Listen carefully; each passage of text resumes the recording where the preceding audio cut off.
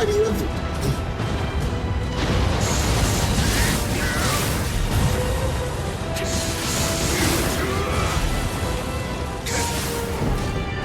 Why the fuck do you have wings?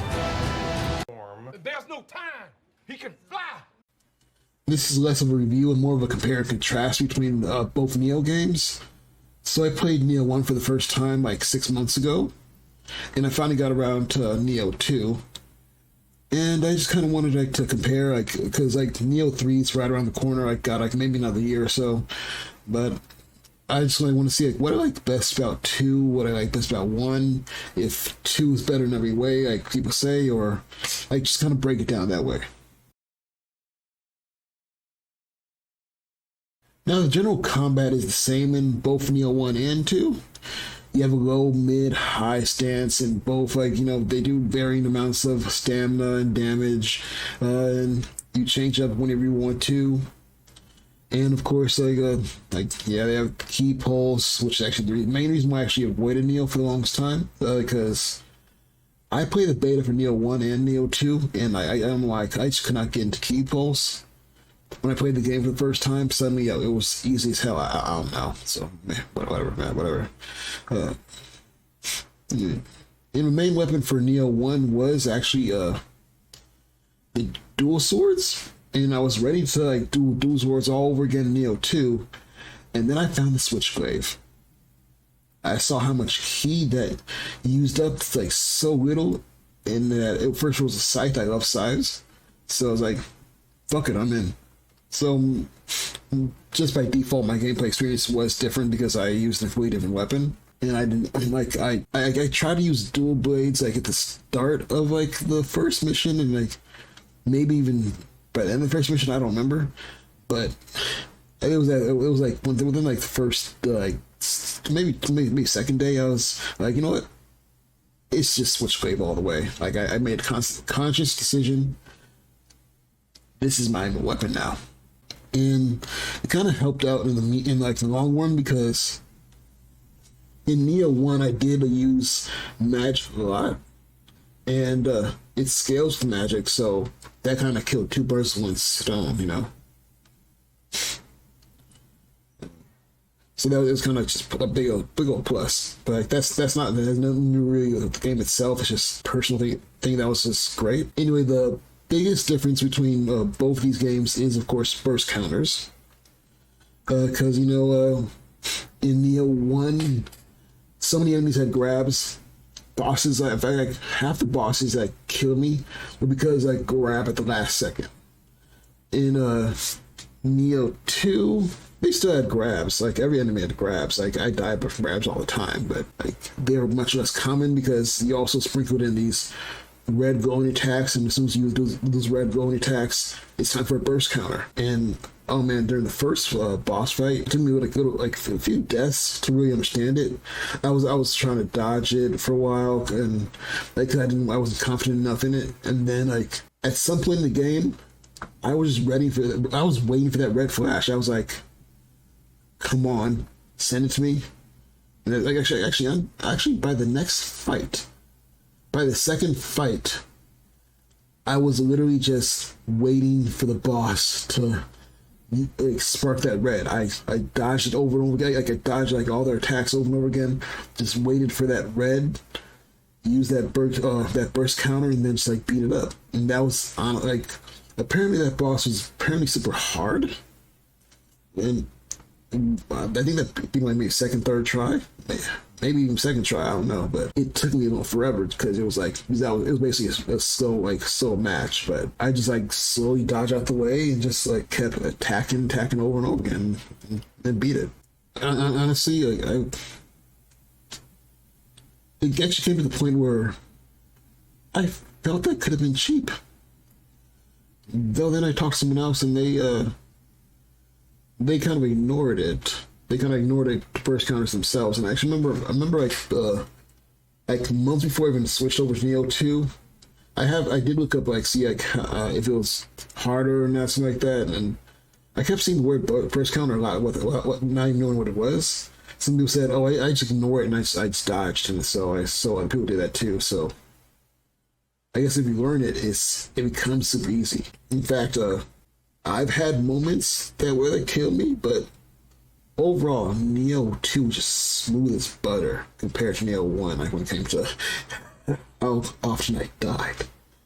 I died by regular enemies all the time, but man, those bosses, ooh, much safer this time.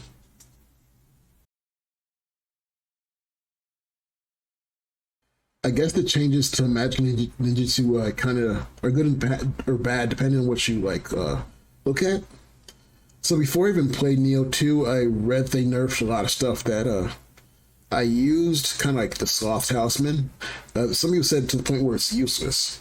I guess it kind of depends on how you use them in the first game. Like, I used the Sloth Houseman a lot, and I'm not gonna lie, it made a lot of stuff easy. Like, it did take away some challenge, but I didn't even when I tossed it, I still had like plans. I knew exactly when to toss it, like during what attacks, and I memorized patterns. I still got a lay of the land and everything. It's just that it was an arsenal. It was a tool in my kit, pretty much.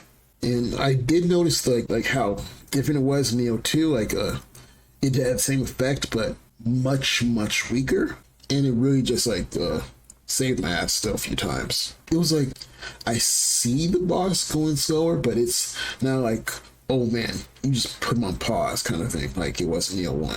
And I guess maybe I just use it as crutches, as some people thought. I thought I used it as a crutch. I thought I was like taking an easy way out, but maybe I just knew more about the tactics of bosses than I thought.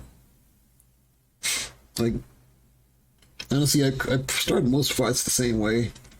It was Sloth, then I either take away their defense or downgrade their power. Most of the time defense. Sometimes I switched up a lot. Sometimes I just did all three. I pretty much just made this a buff debuff game, and then just fucked him up. And oh yeah, of course, coated nice sword with like whatever element I needed, which that's actually something I did change in Nioh 2. Like this is like, I don't know if maybe it was more pointless or something. I don't know, but what I do in Nioh 1 was I would use magic to, I guess, say make a fire sword or lightning, water, earth, wind, and I pretty much, depending on whatever weakness the boss is, I use that, and it worked fine. I had no problem with it at all. But in Nioh 2, I was buying that same like fire sword stuff out of habit, and I just did not use it. I pretty much only used poison, which you got from Ninjitsu, and purification. Purification like shuts down ki, and also it has some other effects too. The main issue I was doing was basically to fuck with their ki. Like that was my main reason why I used it for everything. There was also lightning, which I think it said it slowed you down, and I mean I use that sometimes, but it was mainly just purification and poison. PP. I used PP. So I don't know if like they did something to this, or maybe purification was just more overpowered and I noticed it. I can't really tell. Like I don't like it was, for some reason I even tried one time to intentionally and with full effort in my mind use the flame sword. I used like 2 times, and I was like, let's go back to purification. And I remembered I was using lightning. I was like, lightning feels slow to like attack with, even though that didn't make sense to me. Even in my mind, I was like, it doesn't make sense when I say that or think it. I don't know, maybe they did do something. I have no idea. But it was like my mind was giving me excuses to not use stuff. And magic was a bit, like, for me, a bit rarer. In Nioh 2, I conserved it a bit more. Not the actual magic skills, but like the skill points, because the way skill points work in Nioh 1 is, you put a skill point into like magic or ninja, or magic or dex. You get like a skill point in ninjutsu or magic. No, in this game you had to find like Onyo magic lock, Onyo mage locks or Ninjitsu locks, and then once you use those, you get your skill points. I mean, there are other ways, that other rewards and everything that give you skill points, everything and those things, but those are the main ways you got it. Unlike my Switchblade, just by getting familiar with the weapon, I automatically got skill points. So it was something like you could just like farm skill points and like Switchblade if you actually really wanted to. But I didn't do that, but you could. Well, the mage stuff is more limited, so if I had like less than 3 or 4 points, I would not use anything from the mage tree.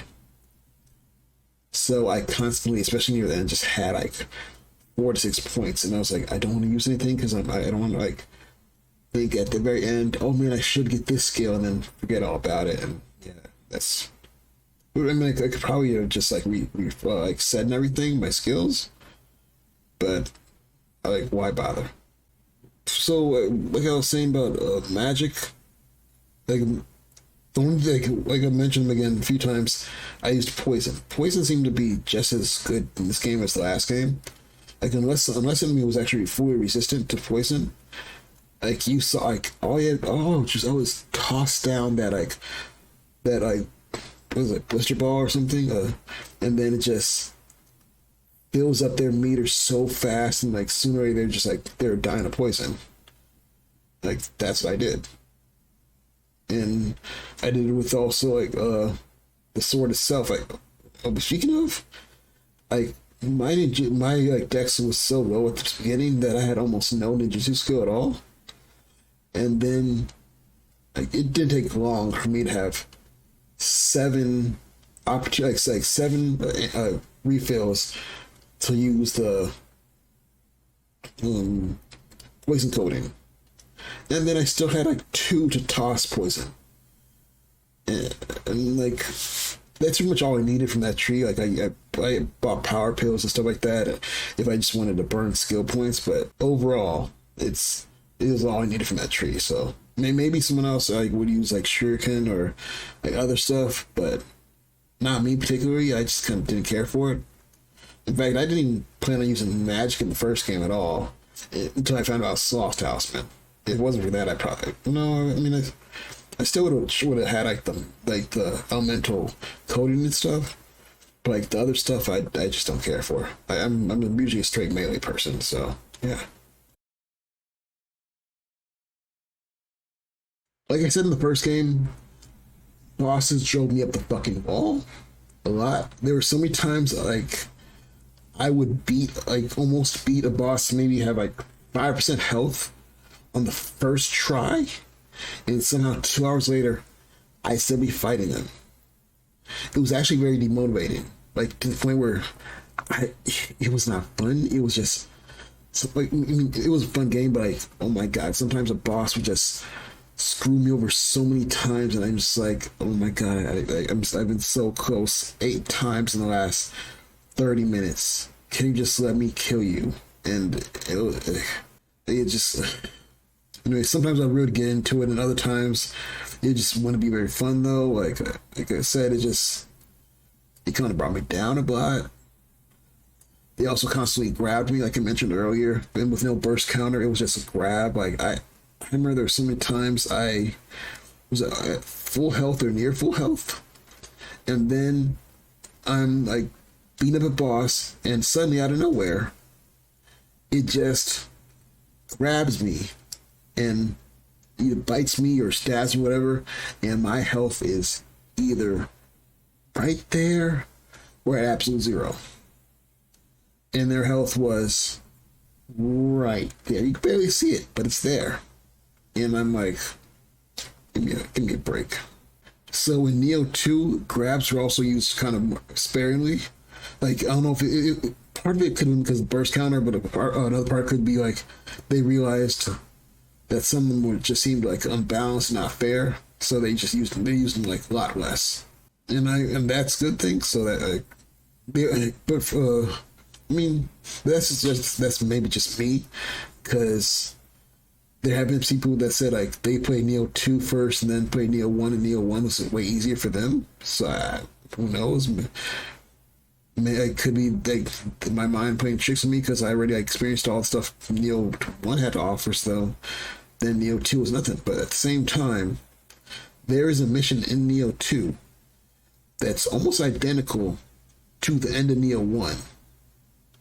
It's near the end of the game too, and like you have followed the same format, like do some of the same like things to unlock the next part and everything.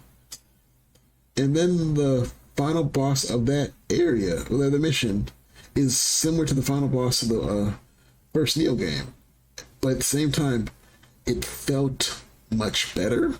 Like it didn't feel like I was being overwhelmed. It felt like I was just finishing a mission like any other like it was like an annoying boss, I guess you could say, because like the way it's designed and everything, but it wasn't like the last boss in Nioh 1, which I felt just it was that there's so many good things about that game, but that was not one of them.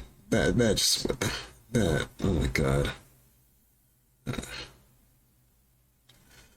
It's those giant bosses. Like first of all, so Nioh 2 had Nioh 1 had I think 2 of these giant bosses, and I guess you could technically count boss I mentioned earlier as a giant boss. Yeah, I will. So then there was also this other one that was in Nioh 2 that it just felt so stupid, unbelievably stupid. Like it was, oh my god. So I died so many times to that one thing.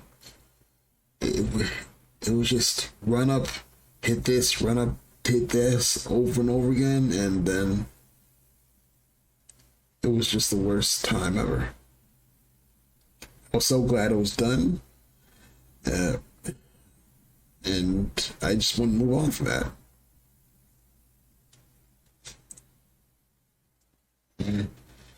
But that mission that I mentioned earlier, that was the first final boss. It was not the first one, the final boss Nioh, but better. It kind of shows the difference between design between the first 2 games, that they showed that they improved a bit and that they understood more, which I think is good for me and good for everybody overall. But we'll see how they actually if they learned more from that, or if it's just their style. Who knows? Now I can only say so much when it comes to co-op, because Nioh 1 is maybe 8 years old, and even though I had this game on PS Plus since 5 years ago, I never played it to now, so I didn't get the full experience. Same for Nioh 2. But I can still see the co-op did improve a lot in between both games. And of course I didn't use it too much, but of course 2 was much more active because it's newer, and a lot of people like the game better overall. So I could add more people in it and everything like that. In 2, anytime I try to summon someone, if I waited 5 minutes, even less than that, somebody would come. And I know I decided to help you out. Every time I requested to be summoned, it only took me maybe 30 seconds to a minute to summoned by someone. So that means there are always people that are actually actively searching for a co-op partner and stuff. They also had things in the Nioh 2 called expeditions, where people set up their own mission and everything for co-op, and then you just join in and join in together with somebody and then work together that way. Those were far more scarce, so I guess people just needed stuff for boss battles and stuff, and to finish, and that was it. Who knows? Maybe there's another reason. I'm not sure. Something else they did add in Nioh 2 were the graves. So in Nioh 1, if you die and then die again without reclaiming your stuff, you get a red grave. And you can fight those red graves for Ochako cups, which are, of course, are used to be summoning tools with, or other stuff happens to you. Main thing is like you either get those cups, get killed by that revenant, or you gain all their gear, not all their gear, some of their gear and stuff like that to see if there's anything you like.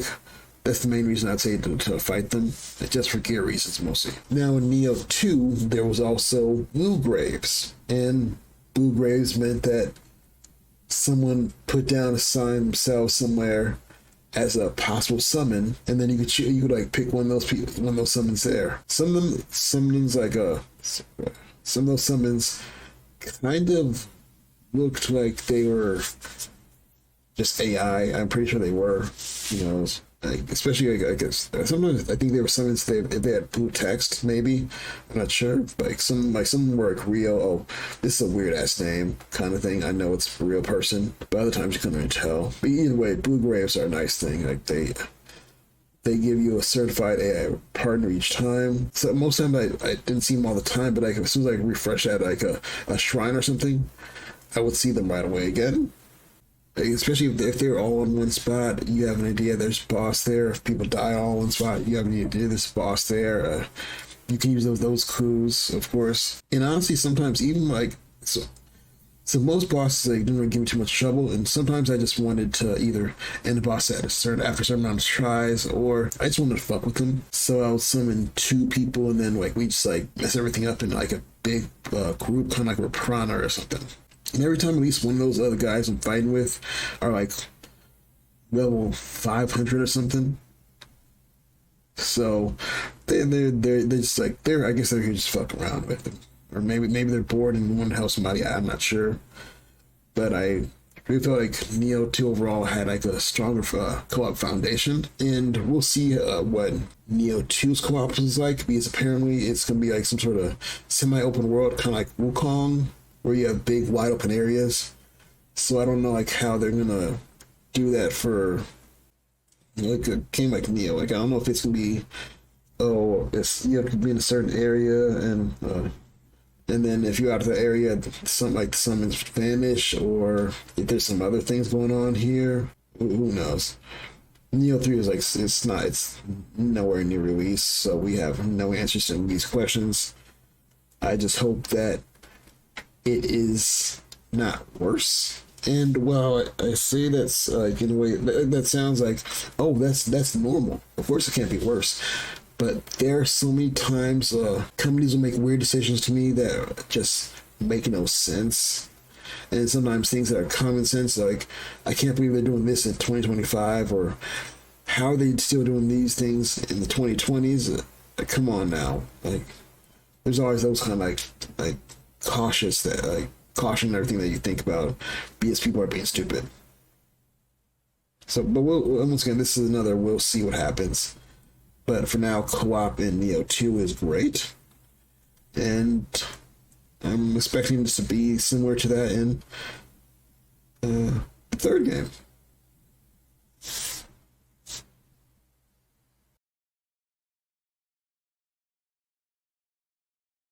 Now, this is the biggest difference between Nioh 1 and 2. In Nioh 1, you enter within weapon mode, where you basically have like an enhanced version of your weapon. You do like elemental damage based on the Guardian Spirit that's attached to it. And of course, you could like spam some other attacks from Guardian Spirit to come out too and do some stuff. And it was nice, and in fact, I liked it. It was my closer. Like if like a boss was maybe 30% left health wise, I just go ahead and use a elemental weapon, and a living weapon, I mean. And then I just like kill it that way, or get close to death with it. Now it doesn't have a health meter itself, so that's another good thing. But it's one of those times where if you get attacked, you lose less time and everything. You lose more time and everything. So if the more you get attacked, like the faster that form goes away. It's common strategy and everything, common tactics. So there shouldn't be any foreign to anybody at all for this. Like now, when it comes to the Nioh 2, they changed it up by making you be able to go into a yokai form. Of course, there are a few yokai forms you have in to choose from based on like what guardian spirit you have, and they all kind of do different things. But at the end of the day, it's dodge and bash, like dodge and like smash the attack button over and over kind of thing. And of course, you also have yokai moves as well now, where if you attach like a soul core to your guardian spirit, you could do like their signature attack. But honestly, I didn't use that much. I used it a few times. Like every once in a while, I sparingly use it for no reason, to like just to get enemies off me. But I mostly just use it to boost my attack strength and everything. Like I got but when you first start out, the first guardian spirit you get, it'll say damage multiplier 1 and defense 1. So I remember there was one point in the game I got an elephant. At the game I had like maybe like 1.22 damage and then like maybe a 110 defense. That just helped me so much. And at first, I didn't notice it at first. I remember one time I had like, it was like 400, yeah, it feels like that 300, 400 attack power. And I was like, wait, didn't I just have like 723 attack power or something like that? Then it was actually one of the times when I got killed and I didn't get my stuff back yet.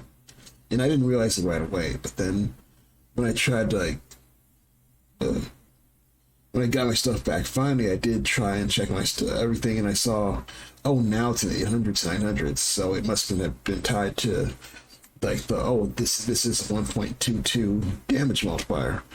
They meant everything, which is actually nice. It was very, very, very nice. So they had the same principles and everything.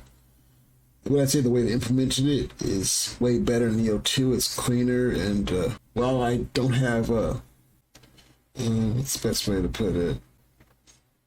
I don't have like that much stuff to do in Nioh 2 when it comes to that. I just don't know. Either way, like I like the way that Nioh 2 does it, and I'm pretty sure they're not gonna do it in Nioh 3. Like I know that these games aren't really known for their story, but Nioh 2, the story was pretty much that you're a half demon, and then like you were gonna like set out to change the world and stuff like that. And it'd be weird to make Nioh 3 also half demon, then not explore any of that at all, or like, do anything. Just close it right there and there. But anyway, so I really enjoyed the way it was done in Nioh 2, and for me, yokai speculation is my current one, but we'll see how that works out. Overall, I would say that Nioh 2 really does improve Nioh 1 in most ways, and there are other ways that's pretty much, if it ain't broke, don't fix it. There was a beta for Nioh 3. I never played it myself, so pretty much everything is secondhand, just knowledge. The only reason I didn't play it was because, of course, it was a timed beta, and I was waiting to play Nioh 2 before I even touched that kind of thing. So I don't really know too much about it. Only like what I've heard and what I've seen myself. And of course, like I said, the whole Wukong level open world kind of thing, which could be good, could not be. We'll have to see like for ourselves, but overall, I do enjoy Nioh 2 much better than 1.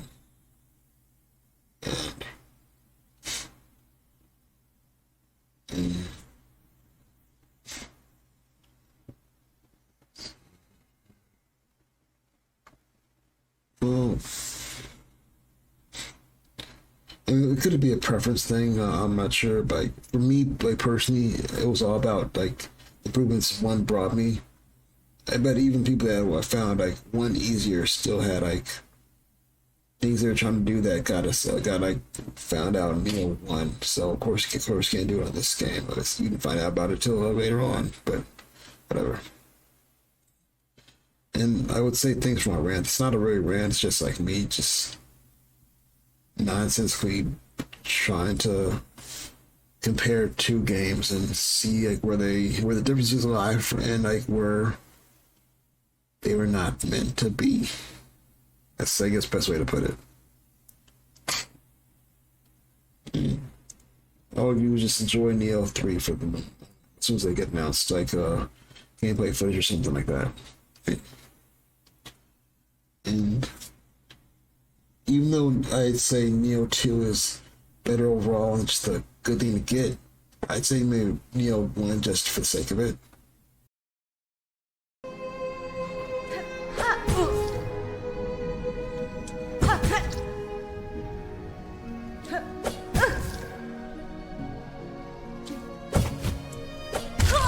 Okay.